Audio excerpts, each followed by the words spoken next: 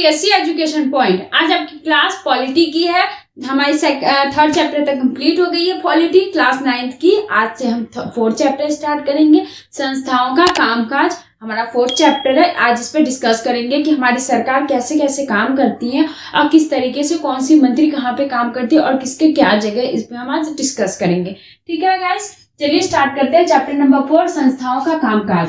लोकतंत्र का मतलब सिर्फ शासन करना नहीं होता है गाइस, उसके जो कानून है हमें उसको भी मानना एक हमारा कर्तव्य है। ठीक है ना, सिर्फ हमारा शासन करना ही नहीं है, सिर्फ शासन करने से कुछ नहीं होता है। अगर हम जब तक कानून की जो भी हमारी अनुच्छेद लिखी हुई है, सर जो हमारी संविधान लिखी हुई है, अगर उसे हम नहीं मानेंगे तो ये हमारा लोकतांत्रिक देश नहीं बनेगा।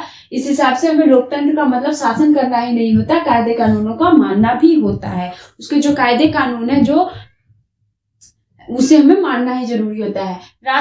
लोकतंत्र में कितने अध्यक्ष होते हैं? महत्वपूर्ण जो अध्यक्ष होते हैं 3 होते हैं, विधायिका, कार्यपालिका और न्यायपालिका। ठीक है, विधायिका, कार्यपालिका और न्यायपालिका 3 अध्यक्ष होते हैं जो सबसे ज्यादा महत्वपूर्ण होते हैं। गाइस, इन तीनों पे मैं वीडियोस आपको सिंगल बना के डाल दूंगी। अभी इतना ही इस क्लास में जो चैप्टर में उतना ही मैं आपको बता रही हूँ। ठीक है, प्रमुख नीतिगत फैसले कैसे होते हैं? तो प्रमुख नीतिगत फैसले कैसे होते हैं इस पर डिस्कस करते हैं। एक सरकारी आदेश जारी हुआ था 13 अगस्त 1990 को।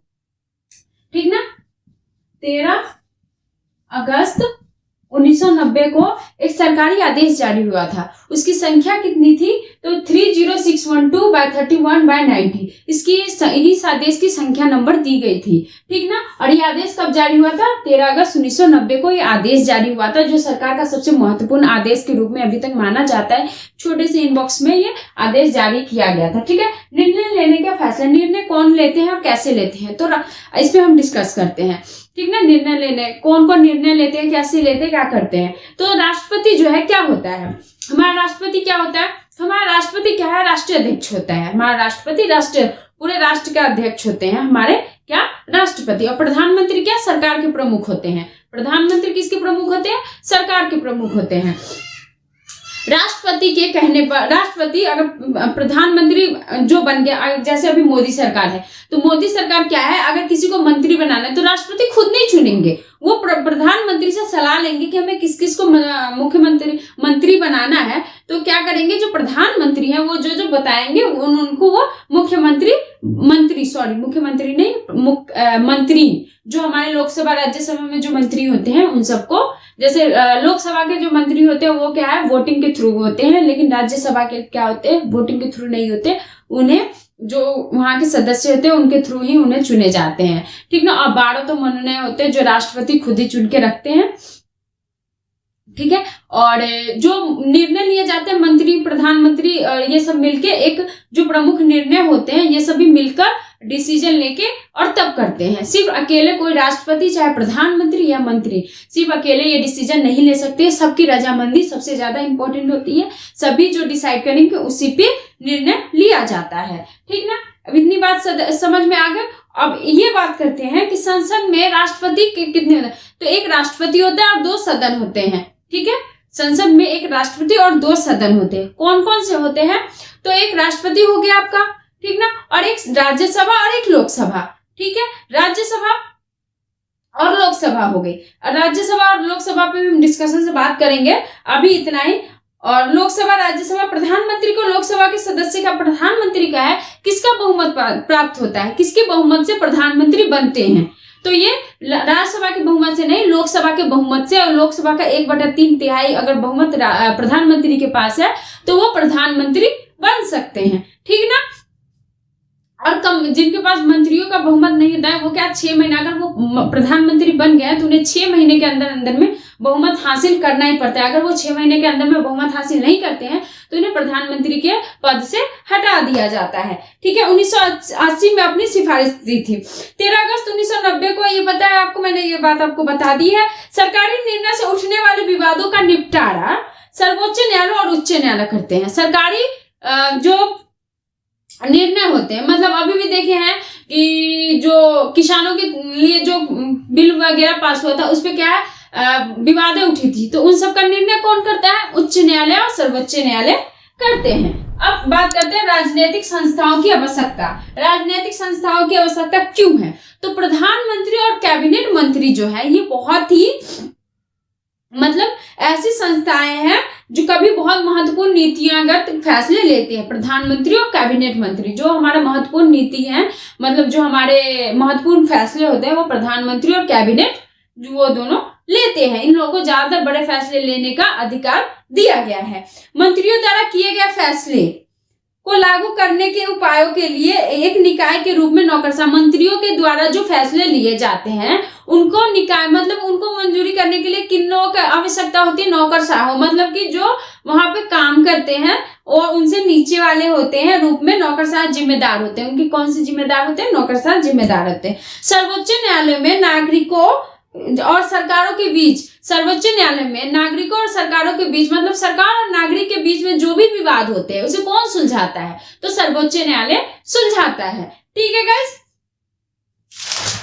अब संस्थाओं के कारण एक अच्छा फैसला झटपट करना आसान नहीं होता। एक संस्था जो भी है, कोई भी संस्था, चाहे हम ही लोग हैं, एक अगर अब कोई फैसला करना है तो हम इतना इजीली फैसला नहीं कर सकते। उसके लिए हम डिस्कशन करेंगे, सभी से पूछेंगे क्या सही है क्या गलत है, क्या इसमें बैड हैबिट्स है क्या गुड हैबिट्स है, वो हमें बताएंगे। उस हिसाब से हमें टाइम लगता है। लेकिन अगर बुरा फैसला भी करना है तो उसके लिए भी हमें टाइम लगता है। लेकिन क्या है, जल्दबाजी में कोई गलत फैसला नहीं किया जाता है, सरकार नहीं करती है। अब बात करते हैं संसद की।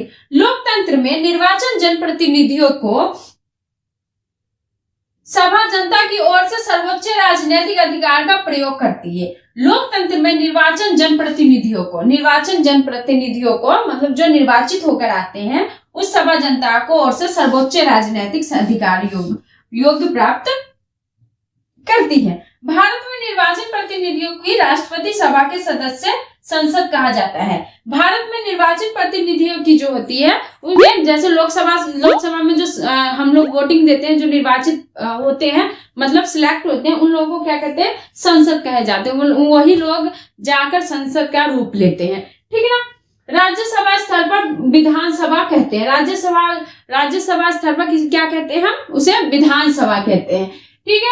सरकार के हर पैसे पर संसद का नियंत्रण होता है। सरकार का जितना पैसा है, जैसे मुख्यमंत्री या राष्ट्रपति कोई भी अगर कोई पैसे कहीं पे वेस्ट लगाते हैं, इन्वेस्ट करते हैं, तो उन सभी का बायोडेटा जो भी डिटेल है वो संसद को, सरकार को देना पड़ता है। ठीक ना। संसद किसी भी फैसले पर सूचना मांग सकती है। कोई भी फैसला हो, कुछ भी हो, संसद को कोई भी फैसले पर सूचना मांग सकती है कि आप ये फैसला क्यों किए, किस लिए किए, इसमें कितने पैसे लगे हैं, कहाँ पे क्या लगा, ये सारे डिटेल्स संसद मांग सकती है। संसद के 2 सदन, संसद के कितने सदन होते हैं? 2 सदन होते हैं।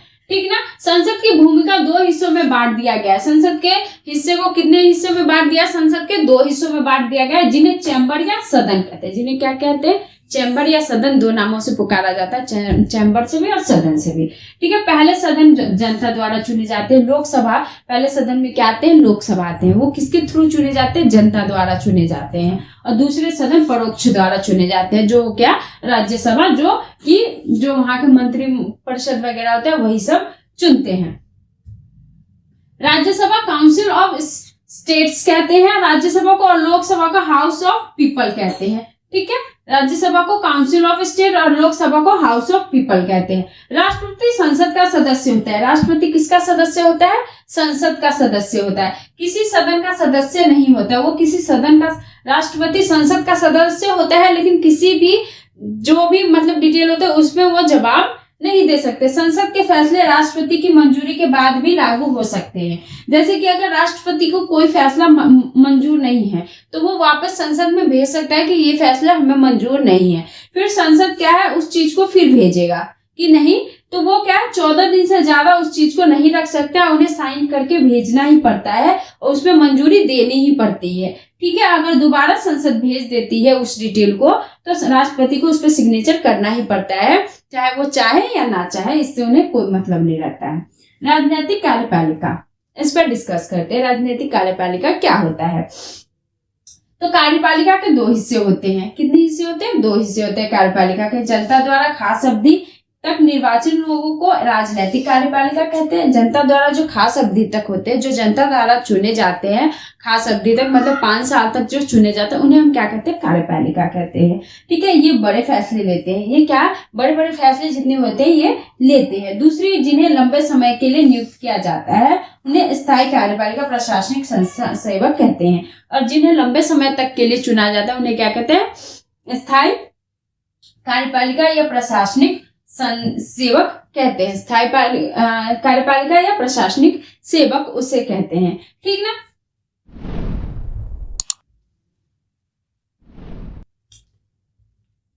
अब हम बात करते हैं प्रधानमंत्री और मंत्रियों की। ठीक है, प्रधानमंत्री और मंत्रियों की।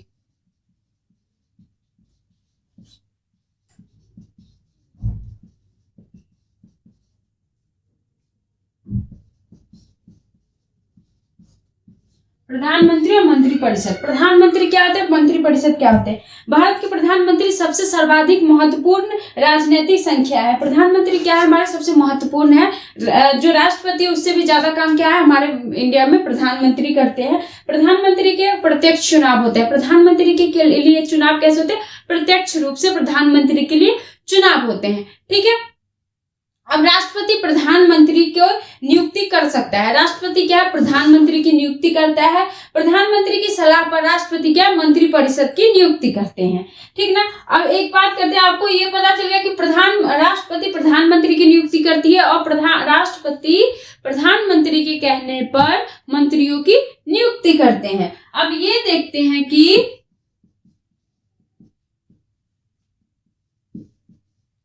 कैबिनेट मंत्री कौन होते हैं। ठीक ना।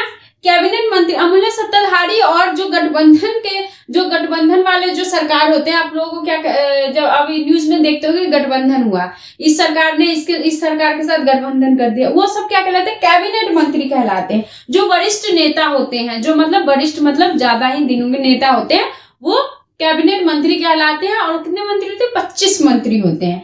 ठीक है। 25 मंत्री होती हैं जो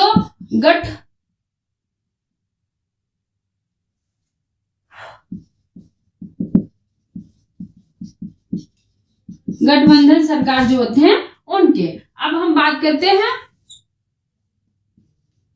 राज्य मंत्री की।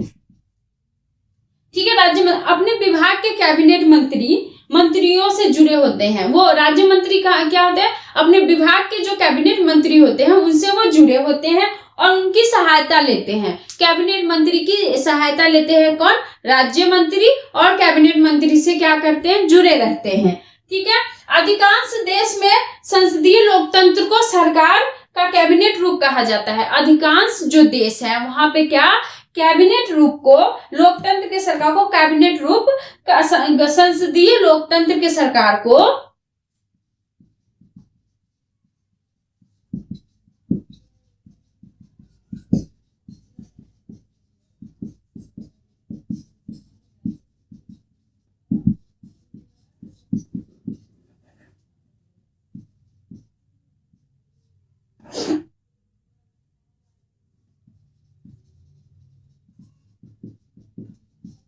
अधिकांश जो देश है वहां पे क्या संसदीय लोकतंत्र के सरकार को क्या कहते हैं? संसदीय लोकतंत्र के सरकार को कैबिनेट रूप कहा जाता है। क्या कहा जाता है? कैबिनेट रूप कहा जाता है। ठीक है। अब हम बात करते हैं कि प्रधानमंत्री के अधिकार। प्रधानमंत्री के क्या क्या अधिकार है? हमें ये पता चल गया कि कैबिनेट मंत्री कौन होता है? जो गठबंधन सरकार होते हैं वो कैबिनेट मंत्री होते हैं। राज्य मंत्री क्या है? कैबिनेट मंत्री होते हैं, उनसे जुड़े होते हैं और उनकी सहायता से ही सारे काम करते हैं। अब प्रधानमंत्री के अधिकार। प्रधानमंत्री के व्यापक अधिकार है, मतलब प्रधानमंत्री की क्या है? बहुत सारे अधिकार है। ठीक है। प्रधानमंत्री की क्या है? बहुत सारे अधिकार है। ज्यादातर काम राष्ट्रपति नहीं करते हैं, प्रधानमंत्री सारे इंडिया के जितने भी काम होते हैं सारे प्रधानमंत्री ही करते हैं। प्रधानमंत्री के ही ऊपर सारे बोर्ड मतलब कि सारी जिम्मेदारियां होती हैं। ठीक है। कैबिनेट की बैठकों की अध्यक्षता करते हैं प्रधानमंत्री। क्या कैबिनेट की बैठक जो होती है उसकी अध्यक्षता कौन करते हैं? प्रधानमंत्री करते हैं। कैबिनेट की अध्यक्षता कौन करते हैं? पीएम प्रधानमंत्री करते हैं कैबिनेट की अध्यक्षता। ठीक है। विभागों के विवाद के मामले में उनका निर्णय अंतिम माना जाता है। विभागों के जो भी विवाद होते हैं, जितने भी विवाद होते हैं, उनका प्रधानमंत्री का किसी ने भी निर्णय लिया लेकिन प्रधानमंत्री का निर्णय अंतिम माना जाता है। सारे मंत्रियों के उद्देश्य महत्व का काम करते हैं। सारे उसी के महत्व पर काम करते हैं। जो प्रधानमंत्री कह देंगे उसी के थ्रू सारे काम करेंगे। जैसे कि बिहार के हो बीजेपी सरकार है, नीतीश कुमार सिंह सर और योगी आदित्यनाथ सर है, जो भी हैं सब जो प्रधानमंत्री सर कहेंगे उसी के थ्रू वो लोग काम करते हैं। मतलब डायरेक्शन वो लोग देते हैं कि हाँ ये चीज ऐसे करो, वो चीज ऐसे करो, तो वैसे ही वो काम करते हैं। प्रधानमंत्री अपना पद छोड़ते हैं तो पूरी मंत्रिमंडल इस्तीफा देते हैं। जब प्रधानमंत्री अपना पद छोड़ते हैं तो अगर जैसे कि जो है तो उनकी जितनी मंत्रिमंडल आप कहीं पे देखते होगे ना, जैसे कि अभी मान लो अगर योगी सरकार अपने पद छोड़ रहे हैं तो उनके जितने मंत्रिमंडल है वो सारे वहां से हट जाएंगे। ऐसे प्रधानमंत्री अगर छोड़ेंगे तो उनके जितनी मंत्रिमंडल है वो सारे हट जाते, इस्तीफा दे देते हैं, ठीक ना। कैबिनेट के भीतर सबसे प्रभावशाली व्यक्ति प्रधानमंत्री होते हैं। कैबिनेट के अंदर सबसे महत्वपूर्ण और सबसे प्रभावशाली माना जाता है, किससे माना जाता है? प्रधानमंत्री को माना जाता है, ठीक ना। प्रधानमंत्री पार्टी के जरिए कैबिनेट और संसद की नियंत्रित करने लगा है। प्रधानमंत्री क्या है? कैबिनेट को और संसद को दोनों को क्या करते हैं? नियंत्रित करके रखते हैं हमारे प्रधानमंत्री, ठीक है। अब हम बात करते हैं राष्ट्रपति के।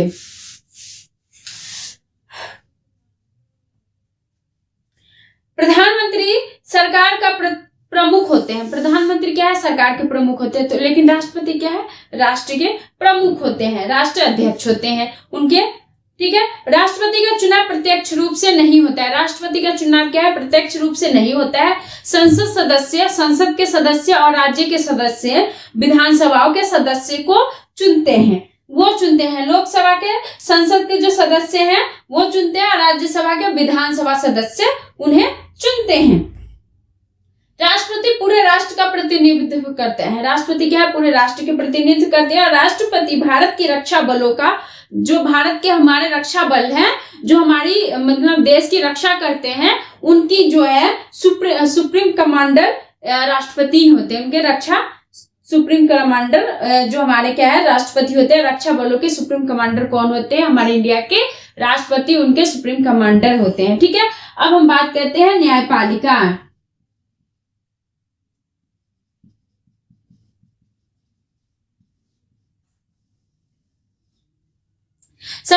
सरकार अधिकारों को भ्रष्ट आचरण से रोकती है। सरकार क्या है? हमारे भ्रष्ट आचरण, जो हमारी सरकार क्या है? भ्रष्ट आचरण मतलब कि जो गलत तरीके से काम होता है उन सबको क्या है? हमारी सरकार रोकती है। इसी वजह से लोगों के बीच एक न्यायपालिका का होना काफी विश्वासी होता है। अगर कोई भी काम है, कोई भी काम अगर सही से उनका डिसीजन नहीं हो पा रहा है तो क्या वो न्यायपालिका में जाके डिसीजन उस चीज का फैसला होता है। इसीलिए एक न्यायपालिका का बहुत ही ज्यादा जरूरी है जो स्वतंत्र है। हमारा न्यायपालिका क्या है? स्वतंत्र है। हमारा निर्वाचन आयोग भी स्वतंत्र रूप से काम करता है। जहाँ हमारा न्यायपालिका 2 है जो स्वतंत्र रूप से काम करते हैं, जिन पे सरकार का कोई बर्डन नहीं हो पाता है। अगर हम न्यायपालिका के जो हमारे न्यायपालिका है उनके जो हेड है, जो अगर उन्हें हटाना, इतना एक बार अगर वो बन जाते हैं, राष्ट्रपति उन्हें रख देते हैं तो उन्हें हटाना बहुत ही ज्यादा मुश्किल हो जाता है। जैसे कि एक राष्ट्रपति को हटाना मुश्किल होता है, वैसे ही उन्हें हटाना मुश्किल होता है। एक महाभियोग लाना पड़ता है उस हिसाब से, मतलब बहुत ही ज्यादा प्रोसेस होता है जो अभी तक तो हुआ नहीं है, ठीक ना। गाइस, अगर आपको ये चैप्टर पसंद आया हो तो लाइक करें, सब्सक्राइब करें और ज्यादा से ज्यादा शेयर करें। Thank you so much.